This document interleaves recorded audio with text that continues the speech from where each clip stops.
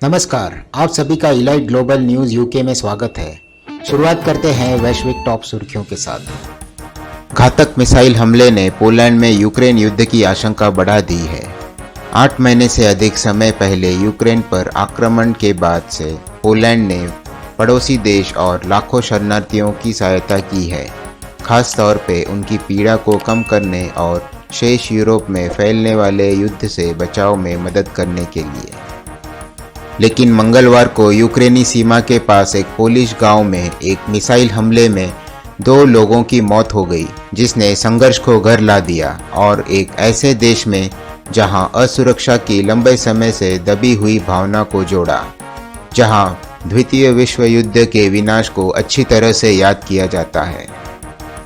Mexico लड़ाई के video में दिख रहे अमेरिकी पर्यटक की मौत की जांच कर रहा है। मेक्सिकन अभियोजकों ने गुरुवार को कहा कि उन्होंने वायरल हुए एक वीडियो में पीटे जा रही एक अमेरिकी महिला की मौत की जांच शुरू कर दी है। बुनियादी ढांचों पर रूसी हमलों के बीच यूक्रेनियन बिजली कटौती झेल रहे हैं। पाकिस्तान में रिकॉर्ड बाढ़ से वैन दुर्घटना में 20 की मौत। फ्रांसीसी आलोचना के बावजूद ऑस्ट्रेलिया अमेरिकी परमाणु पनडुब्बियों से जुड़ा हुआ है। जर्मन औद्योगिक कर्मचारियों को 2 साल के सौदे में वेतन वृद्धि मिलेगी। जर्मनी के सबसे बड़े औद्योगिक संघ ने शुक्रवार को नियोक्ताओं के साथ एक वेतन समझौते पर सहमति व्यक्त की, जिससे लाखों श्रमिकों को 2 वर्षों में कुल 8.5% की वृद्धि के साथ उच्च मुद्रास्फीति के प्रभाव को कम करने के लिए भुगतान मिलेगा। इराक में गैस टैंक विस्फोट में मरने वाले लोगों की संख्या बढ़कर 15 हो गई। उत्तर कोरिया ने पूरे अमेरिका को मार गिराने की क्षमता वाले ICBM का परीक्षण किया। उत्तर कोरिया ने एक अंतर्महाद्वीपीय बैलिस्टिक मिसाइल दागी, जो इस महीने अपने दूसरे प्रमुख हथियार परीक्षण में शुक्रवार को जापानी जल के पास उतरी, जिसने अमेरिका के सभी मुख्य भूमि पर परमाणु हमला शुरू करने की संभावित क्षमता दिखाई। तुर्की इस्तांबुल में बमबारी में 17 पर आरोप लगाया गया, जिसमें 6 की मौत हो गई। स्वीडन बैलिस्टिक सागर की पाइपलाइनों में विस्फोटक के निशान मिले। शुक्रवार को स्वीडन की प्रारंभिक जांच में बाल्टिक सागर साइट पर विस्फोटों के निशान पाए गए, जहां 2 प्राकृतिक पाइपलाइनों को तोड़-फोड़ के एक अधिनियम में क्षतिग्रस्त कर दिया गया था। गाजा में बर्थडे पार्टी के दौरान आग लगने से एक परिवार के 21 लोगों की मौत। इलॉन मस्क की वफादारी की शपथ के बाद इस्तीफों की लहर चलने से ट्विटर ने कार्यालय बंद कर दिया। टेक कंपनी कर्मचारियों को बनाए रखने के लिए संघर्ष कर रही है, क्योंकि मस्क ने कर्मचारियों से उच्च तीव्रता पर लंबे समय तक काम करने की प्रतिज्ञा पर हस्ताक्षर करवाए। मलेशिया के चुनाव उम्मीदवारों के टिकटॉक वीडियो ने प्रचार में रंग भर दिया।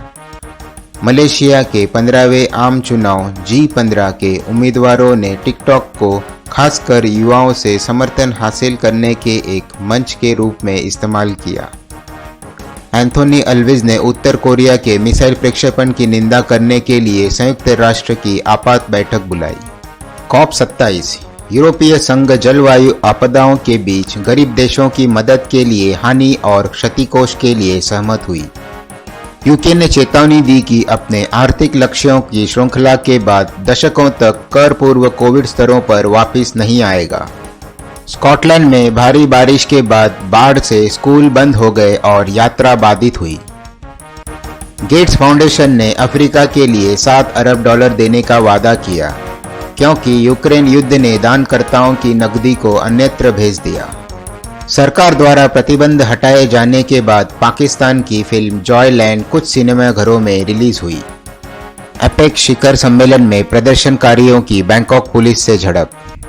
अमेरिकी प्रतिनिधि सभा की अध्यक्ष नैन्सी पेलोसी इस पद को धारण करने वाली पहली महिला ने गुरुवार को घोषणा की कि वह चैम्बर के डेमोक्रेटिक नेता के रूप में पद छोड़ देंगी, क्योंकि पार्टी प्रतिनिधि हकीम जेफरीज को मशाल सौंपने की तैयारी कर रही है।